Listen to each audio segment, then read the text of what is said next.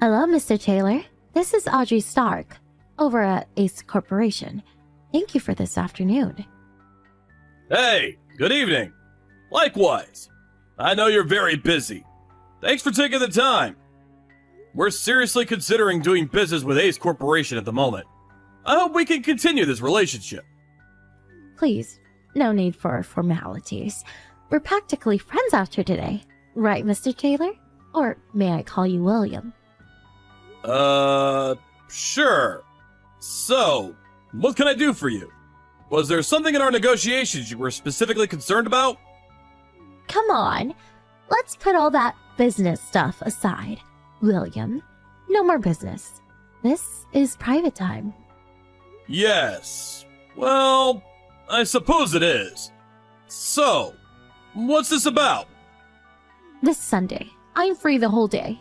How about you, William? Our company is off on that day, but... Which means you are free the entire day. I know this really nice cafe near the station and... Would you like to go there with me? Excuse me? Why would I do that? Well, it's a nice place. I just thought you'd enjoy it. After that, we could do a little shopping at the nearby department store. In the evening, we could enjoy a meal at a French restaurant I know. Do you like French cuisine, William?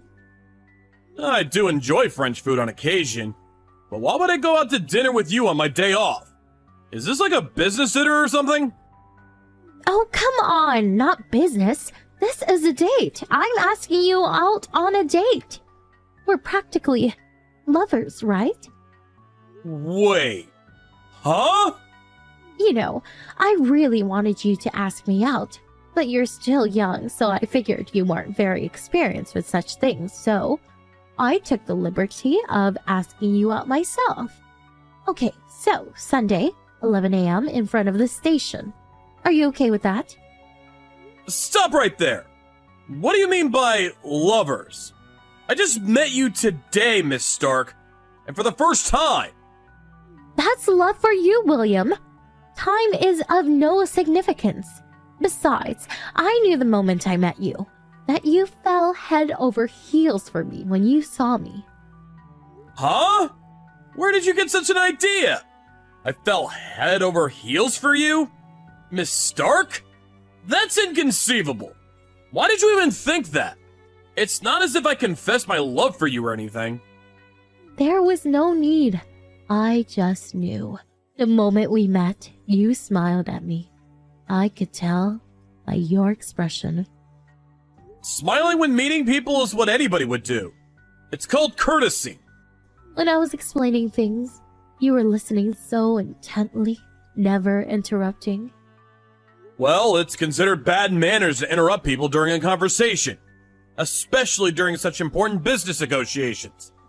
You were looking at me with those warm and passionate eyes. When talking with someone, it's customary to look people in the eye when speaking. When our hands made contact, you blushed and looked so shy. I was just a little taken aback when you intertwined your fingers with mine as I was handing you those documents. And when we were leaving, we exchanged line addresses. Well, you said there might be particulars you wouldn't understand and you might need to get back in touch with me. So? You did all that because you like me, right? No. You're mistaken. All I did was handle the situation normally, as any business partner would do. I'm afraid this whole thing, it's all in your imagination, Miss Stark. Oh, please. You don't have to be bashful. There are many guys who want me, but I'm not easily swayed, you know. But you, William, you're handsome. You paid well. You passed the test? I'll go out with you. Please, you got this all wrong. I really don't want to continue this conversation. I know I really shouldn't say this, but Miss Stark, you do realize you're twice as old as I am.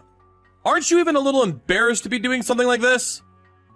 My heart is still at 18. Don't you worry. Besides, age difference is insignificant in this day and age. I really can't go along with this. And I'm going out with someone that I plan to marry soon. So, obviously, I cannot go out with you. Sorry. What? Are you two-timing me? I demand that you break up with this nobody. I guarantee you that I am way better. I insist you go out with me. You're out of your mind! No! I'll pass. Are you sure about that? You refuse in our business negotiation? And right here. What do you mean by that? Simple. If you don't go out with me, no deal. You make the wrong decision and you might just get fired. So, what are you going to do? Alright, I understand. Can you allow me a little time to consider it? I'll give an answer tomorrow regarding the current situation. Finally came to your senses. You should have just said yes from the get-go. I'm expecting a favorable response. William!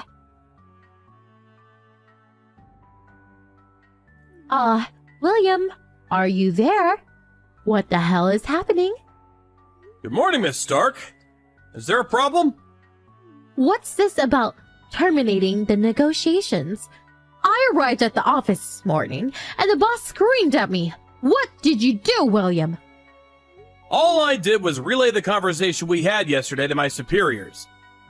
I informed them that Ace Corporation stipulated that Miss Audrey Stark, one of its employees, insisted that she have an intimate affair with an employee of our company as a condition for concluding this business deal.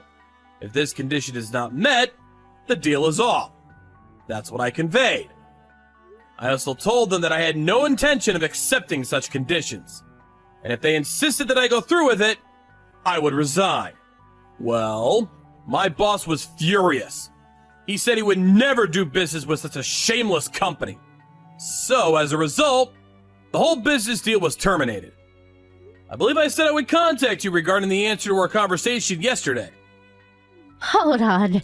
This whole thing, this is about our relationship, not the business deal. Of course it's about business negotiations. I turned down your offer of going out on numerous occasions, so I saw no need to refuse again. But this is not possible. You don't care if this business deal sinks just for a simple private matter? It's your company that's going to reap the consequences. You do realize that, don't you? I really don't know where you got your wires crossed, but it was Ace Corporation that brought this business to us, if I recall correctly. As this is the case, we have the right to terminate or conclude the contract. As a matter of fact, another firm, the Bayer Corporation, brought the same deal to us, under the same conditions. Except for one, of course. So, if we lose this deal, it really does not faze us at all. I never said we would axe the deal. If you didn't go out with me, it was just a joke. It was just a slip of the tongue. I didn't mean to threaten you or anything. You took it all wrong. You say it's a private matter, but I negotiated with you in good faith, thinking that you represented the Ace Corporation. I believe that your words were your company's policy and intent. I really feel bad saying this to someone who's my senior, but you should take responsibility for your position and what you say. No, you got it all wrong. That was a private matter. It was even during business hours, so it has nothing to do with the company. Not sure about that. You brought that up during business negotiations.